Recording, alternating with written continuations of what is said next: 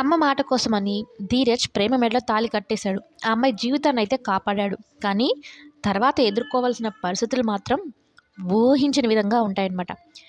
ఇక ప్రేమ వాళ్ళ ఇంటికి వెళ్తారు. ప్రేమను చూసి ఫస్ట్ హ్యాపీగా ఫీల్ అవుతారు. కానీ ప్రేమ మెడలో ఉన్న తాళిని చూసి ఒక్కసారిగా షాక్ అయ్యి అది కట్టిన ధీరజే అని తెలిసి ఇంకా ఇరు కుటుంబాల మధ్యన పెద్ద గొడవే మొదలవుతూ ఉంటుందన్నమాట. ప్రేమ వాళ్ళ నాన్న అయితే ధీరజ్ని ఏకంగా గన్ పెట్టి కాల్చేయబోతూ ఉంటాడు. ప్రేమని అడ్డుపడి నా ఇష్టపూర్వకంగానే వెళ్ళాను, ఇందులో ధీరజ్ నన్ను లేపుకెళ్ళడం కానీ ఇలాంటిది ఏమీ జరగలేదని చెప్పడంతో ఒక్కసారిగా షాక్ అవుతాడనమాట. ఇక ధీరజ్ వాళ్ళ నాన్న కానీ తలెత్తుకోలేని పరిస్థితి అనమాట. మొదలు ఈ రెండు కుటుంబాలకి పడదు కదా.